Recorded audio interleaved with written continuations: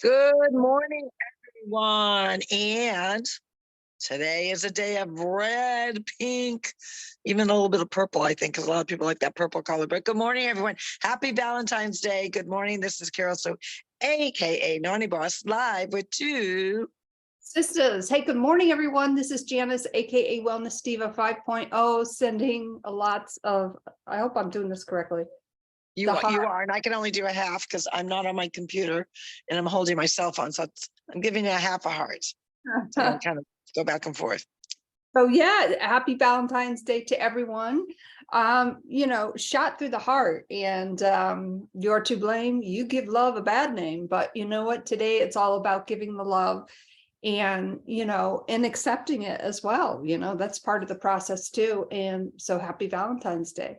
Right. And I want to remind everyone that Valentine's Day is not just for lovers. Everyone thinks, oh, it's a couples thing. And then, you get couples or you get single people that are like, oh, I don't have that significant other.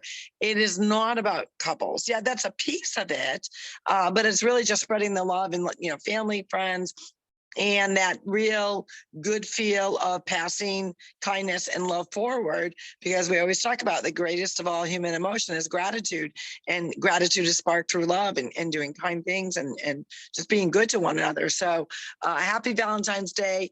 It is just one of those days where I think some put a lot of pressure on themselves. You hear a lot of times that's when a lot of people get engaged. Some people, depending on the year, if it's kind of a funky year, like I can remember in 2014, a lot of people were getting married because it was 21414. So sometimes, the significance of the number means something with that 14. But it is not just for just couples. Yes, that's a part of it, but make sure that, it's just really about spreading the love and really letting people know that you love them. How many times we're so busy that we forget those three simple words, I love you. And it's so important because it changes the dynamic and has the possibility of really refocusing someone's day or putting it in a better light. So don't forget to say, I love you, regardless of who you're saying. I love you too. That is so true. And I love you. And, the greatest of all those emotions. And of course, Gary surprised me the other day, which was really, really nice. Because it's been difficult for me to get out, and I was feeling a little better. And he said, okay, get all glammed up. And he ended up taking me to the library. Nice. Sunday brunch. So we did Valentine's Day a little early. I will have to say, and I guess it's because, we're in the health and wellness industry, as it's a buffet type of setup. So I will say that I was amazed at, how well they did everything. But, you notice certain things, and I guess I'll just kind of leave it at that. Okay, well, I'm not really sure what that means, but I am not a buffet. I know a lot of people like buffets. I'm not a big fan of buffets for several reasons. Because obviously I've changed my lifestyle, and I do know that a lot of buffets do include a lot of veggies and fruits, so that's a really good thing. But they're just so over engrossed in the bad carbs, and I know you have to have a variety of them, so I get that. But I think the whole premise, in my view, about a buffet is it instills overeating. Because again, you go there, you can get a new plate every time you go up, and people tend to pile on the food. And we have to really embrace the love of our body to understand that we don't need piles and piles of food. Our body only needs small amounts to run to a certain degree. And that's why supplementation is so important, because if we were actually understood what our body needs, you wouldn't be able to eat what it needs, because it would be way too much piles of food. So what I love about being in the health and wellness industry is that we do not only are the benefactors of that, but we're the ambassadors of really teaching people proper nutrition, which includes diet. We all diet. We talk about all the time. Diet is just eating. It's also about, what your body physically can consume from a weight value of what the gross weight of food is before it gets into your body. And while we understand that very reason that we couldn't consume enough calories, the right efficient nutrients by food alone, and the importance of why supplementation is really an intricate part of our overall health and wellness of our gut health.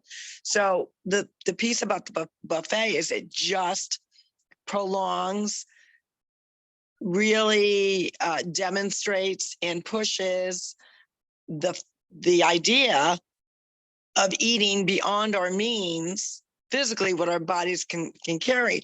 And so many times I hear people complaining after a buffet, oh, I'm so full, because you overate. People. You ate too fast in a short window. And I don't even care for eating for an hour straight. It's a short window if you're consuming the amounts that you're consuming, which now you're uncomfortable. That is a warning sign, like you put way too much food in your body. When you think about the contents or the elasticity of even our gut, it can only expand so far before you're going to get uncomfortable. And I think people just don't embrace that. And I just think it's a buffet is a gateway for overeating. Well, that's kind of what I was getting to. In fact, there was this group of 3 little old ladies. They were absolutely adorable, all about the same height, short, plump. They were having such a jovial time. And you could see that this was probably their monthly get together. And it was so nice seeing that. And then, of course, one of them was behind me in the line, and I just had a little piece of something, and I took 1 potato wedge, and then I went for the veggies, and the lady behind me said, oh honey, you can have more than that. Like, and I looked at her and I said, well, no, this is fine, I'm good. But as I said that, I of course saw her plate,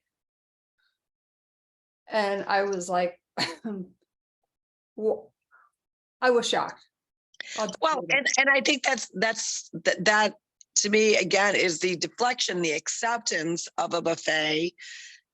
It's a gateway for people that do overeat.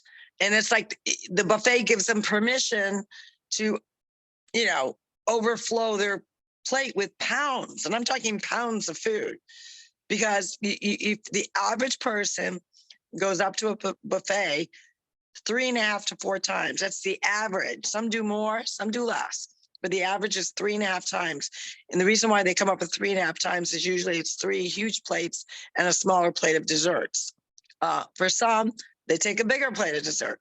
But, that goes to show you that, you don't need, the word gluttony comes from what? It's people that overeat, overindulge.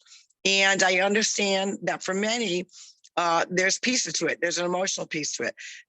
When you eat, there's always, regardless of whether you're eating a very clean diet, a healthy diet, a well-rounded diet, or a bad diet, it all stems from emotion. Even the healthiest people eat out of emotion. So a healthier person may naturally gravitate to fresh fruits, because there's that natural sugar, those natural endorphins, and it makes you feel good. Not only do you feel good from a physiological perspective, from a mindful perspective, you just feel good. And then there's others that go for, say, the sugary, unnatural, meaning added sugar, which could be carbs that actually transfer into sugars, and or sweets that have refined sugar. Again, it's emotional eating. That gives me that comfort, whether it's that rush of energy, especially if you're overweight and you tend to go for the refined sugar. You feel good because A, it tastes really yummy, number one. But number two, your mind and your body's already sluggish. And now you've gotten this jolt of energy, which still impacts your endorphins, just not in the best natural way that it could be done. So I do understand the emotional piece to eating. We all have that, and you all have to embrace it. We sure do. And when you really start to digging in, why am I eating certain food groups? You'd be surprised. The other key piece to some of the bad foods that we eat is actually related to a nutritional deficiency. Sure is. And we talk about that. And so they say, okay, well, how do you fix that? Well, that's why we're thrivers. We know that our product fills in those nutritional gaps. Therefore, we don't have the cravings the way someone does that is not on the Thrive Elite experience, whether it's Thrive Classic and or Thrive Elite. And the reason being is we just don't crave those foods anymore. We still can enjoy them, but now we're not overeating them. We're not piling the plate on, of variety. Like, the other thing of a buffet, how often, not all buffets, but some, a good chunk of them have several flavors of cheesecake. And you will see people like, well, I like the strawberry, I like the raspberry, I like the chocolate swirl, I want the fudge, I want the classic. And all of a sudden, before you know it, they got 6 or 7 different kinds of cheesecake on their plate. And you already know how I feel about dairy, but that is like a magnet for a stomachache to come on. Yeah, there's no doubt there was probably a lot of stomach aches, and but it was, the being surprised, it was really nice to to go do that. And of course, his friend owns the library, and there were such nice people, and had a mimosa, so it was just nice. And of course, a great segue too for Super Bowl Sunday. And Eagles fans, I was rooting for you. I think you were rooting for them too, but there was a lot of pole climbing these last couple nights. I'm sure there was. I'm sure when they got probably down to the last 15 minutes, they were probably had some poll workers doing one more last glaze. It was a tough loss. Both teams played amazing. It could have gone either way. I was not a fan, and I talked about this with a lot of people. I was not a fan of the last 2 minutes. While yes, it was legal to operate the time clock the way that they did, some thought it was very clever. I thought it was anticlimactic because both of these teams, it was back and forth, and I've never witnessed just an exciting game. Partly because I didn't have the stress of neither one was my team. So I didn't have that going on. And I just thoroughly enjoyed the back and forth, the offensive line, the defensive lines. Sadly, Philly made, that big mistake of letting that punt returner go as many, from one side to the other of the field. I think if they stopped him earlier, it would have been a different outcome. And I'm going with that. But both teams played really, really well. I just was not a fan of managing the clock that way, and it's legal. There was nothing wrong, but to me, it signaled I'm not confident, and I'm speaking from a coaching perspective. As the coach, I'm not confident in that my defense can stop that offensive line. Number one, and number two, it was anticlimactic because they both were going with all guts no glory attitude the entire game, like the entire 57 minutes. And then you get to the last 3 minutes, I'm like, what the heck? This is so anticlimactic. And I did say that, it did inspire many of us at the party that I was at to reenact the touchdown that was not meant to be with a toe tap right before the line. So a lot of us were imitating and mimicking that because we thought, what is he doing? And then once we realized, oh, he's controlling the clock. It was just stupid. It was anticlimactic. Let them score, let them play football, let them go man to man and duke it out kind of a thing. So I think the fans were cheated in that regard. But, sadly, the Phillies did have that one big mistake at the end of the game. And of course, yeah, I agree with you. It was such an amazing game watching the going back and forth. And that's when it's a good game. Like each team is putting their hearts and souls on the line. And so it was really awesome to watch. Of course, a lot of chit chat yesterday was obviously about the Super Bowl, but about the halftime show. I love seeing Rihanna. I guess she is definitely pregnant. But I thought the show was very lackluster, in my opinion. Tina, our daughter, was a choreographer for years in the all-star cheerleading world. She thought it lacked a lot of choreography. She wasn't a big fan of it. I enjoyed the music. I mean, obviously some of the, maybe some of the songs could have been a little bit different because, I always think of the Super Bowl as a family show, and there were some movements that, maybe some people caught, some little people caught. I hope not. So I wasn't a big fan of that. And it does not mean I am prudish in any sense of the word. I am not. But again, know your audience. And the audience was a lot of family members. The other thing, the thing that infuriated me about it was there is now a film because my first reaction was, as soon as I saw her, I knew she was pregnant. Everyone's like, no, she just had the baby. I said, no, the baby was like, 10 months ago. She's pregnant. And it's, oh, that can't be it. Oh, yes, you can. You can be 3 months postpartum and get pregnant, people. So there's that. But the risk factor, yeah, and everyone kept, because I really kind of, expressed that. A lot of people were chatting and say, oh, she's cabled in. And I said, do you understand why they made the word up accident? You understand that? We know from what's going on with Baldwin, where there was some negligence. Well, negligence is in that kind of work is like an accident on steroids, but it does occur. It does happen. So my thought process was, while she was cabled in, there could have been, a cable that busted. You just don't know. And why risk it? You could have stayed on, a nice stage without risking, because you're pregnant, you have an unborn child. So you're not only putting your own self at risk, but you're putting an unborn child that doesn't have the choice at risk. So that was the thing that infuriated me, and it still infuriates me. It infuriates me more now because there's another video out of one of the dancers who was also on a platform that actually almost fell. I just saw it this morning on Instagram, and the person taking it actually points, and you see the dancer fall right on the edge, but thankfully got up. Could have been worse. So were they cabled in?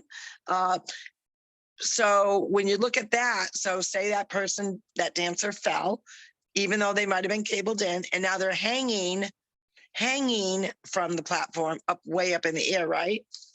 What does that do to the young children, or what, like how frightening that would be, number one. The chances of the cable snapping at that point with now being pulled, if that person went over the platform, is extremely a possibility. So, while no, we can't prevent all accidents, and a lot of times you've got to kind of, as I say, throw fear out the window. It is a different responsibility if you are carrying a child. And that was the point of my post. And I had a lot of people comment to me, well, she was cabled in, it was perfectly safe. There is no perfect safe. And to have that mentality, where she had the option of not doing that, she could have actually performed very well just being on a stage. So that's the thing that infuriated with me, and I'm very postured in why I believe that. I thought it was reckless, and I thought it was irresponsible. I had nothing to do with her performance. Nothing to do with her songs, the choreography. Yeah, I could take it or leave it. There's a lot of memes going out there, making them look like, marshmallow people. That part, whatever, art, is, to the eye of the beholder. So I don't hold that choreography or whatever against them. What I do hold is the reckless and irresponsible behavior of her, putting herself at risk because an accident could have occurred. And then what? We would be talking about a whole different ballgame today. Well, I think, we've heard that expression, take the potential safety hazard out of the equation, and that wasn't done. Yeah. And, moving right along with the with chat of the Super Bowl, the beginning I had a problem with. And people know that I don't like controversy, but I'm just going to say this anyways. And people may think it's political, and I guess in a way it is. But folks, is only one national anthem. Well, what I will say to that is, I'm not exactly 100% sure how I feel about it one way. I mean, this is, first of all, this particular version, or I wouldn't say it's a version of an anthem. This particular song is a beautiful song, and it actually has been sung with the NFL for quite a while. So this wasn't the first time. A lot of people think this was the first time it was ever done this way. It is not. So I hate to burst your bubble, but they've been doing this for quite a while. I think it's because people have not been paying attention to the NFL because of the. I don't care for the NFL as a whole because they're very woke. And that part I don't like. But I think with every showcase big event like that, what I like is it does generate conversation of people and their opinions. And we are so blessed that we live in a country that's free, freedom rings, and that you can voice your opinion. I always tell people, just do it with respect. I was on Instagram this morning, and that particular subject matter came up about the song. And there was a woman, and I hate calling someone out by the color of their skin, because I think that's unnecessary, but a lot of people do that.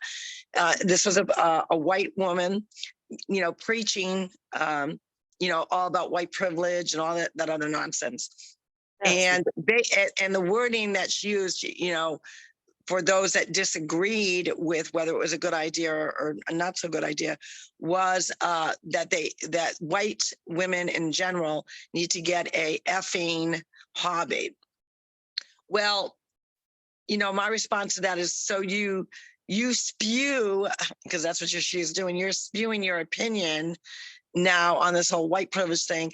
Just because people don't agree, it has nothing to do with privilege. And the word, quote, this phrase is, and it's a propaganda phrase, people, that because there are many different color skins that have, if you want to label it privilege, it's called really an advantage. That's what the word is. It's not privilege. A lot of people will argue, oh, you're privileged when you're born. We are all privileged to be born in God's likeness. So let's knock that crap off. The bottom line is people have the right to disagree. You don't have to align your mindset with somebody else's opinion, but they have the right to give their opinion. And somehow people have the notion, and those that are spewing the whole privilege propaganda are spewing it because they don't agree with your opinion. Now, I can not necessarily agree with it, but I don't have to get down and dirty and start name calling and trying to incite, anger, incite, an argument. Just, what? I just don't agree with that. And it's okay not to agree. Just do it respectfully. You don't have to start swearing and, going on these rants that they go on. And I find that those that do that mostly are liberal meatballs, number one. But number two, they can spew their opinion. And if you don't agree with it, then they come back with anger, even though you may be coming back with them with your opinion that is really kind of spoken out very politely. If you don't agree with them, that's when all of a sudden the privilege word comes out. I just think it's a bunch of nonsense. It's been happening through the test of time that people don't always have to agree. There's nothing wrong with that. Just do it with respect, do it with kindness. And a lot of times, usually when you do, the conversation becomes a very good conversation of the pros and cons of whatever you're disagreeing about. You don't have to get nasty. So those that are spewing and swearing back to the people that don't agree with them, get a life, because it's you don't have to act like that. It's ridiculous, and you look foolish. It's an adult form of bullying because, I stated how I felt. I believe that there's only one national anthem, but I'm not going to argue my perspective with somebody who disagrees with me, because number one, I wouldn't do that. And if I cannot have a really good conversation with someone who disagrees with me, and all they can do is spew hatred and, name calling, that's not constructive. It's just such a waste of time. and we fully support anybody's opinion. We may not agree with you, but free speech is exactly that, free speech. Right. And, even that girl that was responding, yeah, freedom of speech. She had the right to say what she had to say. I politely disagreed and said there was no reason to go that route, because then that becomes a reflection of the person that really indicates that you can't have a constructive criticism conversation where you don't agree, but you do it politely. And being polite, shedding kindness to those that even disagree with us is the classy road, is the high road. So I choose to take the high road because I don't have the time, the energy to have a back and forth with someone, especially on social media. It is ridiculous. It serves no purpose, and I got better things to do with my time. Exactly. So Triumph Tuesday, what are you triumphing over? Well, actually, I'm happy to say that so far I'm not triumphing over anything. It is Valentine's Day. I've got positivity and love in my heart. And, I guess maybe I'm triumphing over that. It's a little cooler this morning. We are closer to Disney. We spent the night here, had a great night. We went to a nice restaurant last night for Valentine's Day with the family, and they are heading back. Goodbyes are tough. So I guess I'm maybe triumphing over a little bit of sadness, but not so much because I'm going to see them in a few weeks. We are blessed that, the way our schedules work out, we try not to go more than 3 months without seeing each other. So that works out nicely. And, so I guess would be triumphing over a little sadness. Oh, yeah, I know. It's really Goodbye. hard. Goodbyes really suck. Yeah, they do. They do. Well, I think, what am I triumphing over? I will say, doing the countdown to when I'm finally back in my office downstairs. That'll be nice. I'm sure some of you heard the chirping bird in the background. Yep, that bird is still around. Got the monster over there who gives me dirty looks, and I'm just excited to get back in my own space again. But of course, it's nice being up here. Different locale gives you kind of a different, I don't know, makes you focus on what I'm really grateful for. Yeah, absolutely. And I'm glad to hear that the Northeast is having a little bit warmer temps today. And tomorrow it's supposed to potentially be around 59, 60 degrees in our area. Wow, that's awesome. No snow in sight? No, we haven't. The 2 or 3 times that we've had snow, it's been like just a very thin glaze, nothing. Yeah. Well, I know some of the, children must be a little bit bummed for sled riding. I do know, at least with the temperatures way up north, they've been blessed where they've been still able to. Some of the areas have gotten some snow, which is good, as well as be able to make snow, which is, got to have snow to go skiing, right? So, they're blessed that at least the temperatures are cooperating to help them continue to make snow. So that is good. But yeah, the Orlando area is a little bit chilly, but it's going to get up to mid-70s. So again, not complaining. It's a bright sunny day. We're going to head out to the pool a little bit later, relax, meet some friends for a double date Valentine's dinner somewhere in the area. I'm not really sure yet. We haven't figured that out yet. Keeping it casual, and really, and then heading home to, one of the funny things I used to always talk about when I lived up north is, you go on a vacation, especially if it's warm, right, and the sunshine, and you tend to do a lot of that during the winter months, and you go back to, say, New England. I'll use New England as an example, to that gray, colder weather. I'm happy for the family that's going back, that they're going back to some sunshine and some warmer weather, even though it's, 50s, 60s. That really helps people. The cold kind of gets in our bones and our joints. Then you add that gloomy look to New England to it, and it does a mindset thing to people. So I'm glad that it's a little bit sunnier out and the weather temps are going to be a little bit warmer. But I remember when we did travel and went back home, just that feeling of ugh, going back home to the gloom, the doom. And it's not the home, it's just the feeling because of that wintry feeling. John, that's one of the things that John and I are blessed. We're excited when we go home now, not only because we love our home, but because it's our sanctuary. Living in Florida, it's totally different lifestyle. I highly recommend it to everyone. Really does. It does the mindset good. So you're not going home to that gloom. So now when we do get a gloomy day, which sometimes we do, a little rain, it really reminds us of why we're so grateful that we don't have those continuous gray days. That's the one thing I'm grateful for. That is awesome. And you need to come up with the question of the day.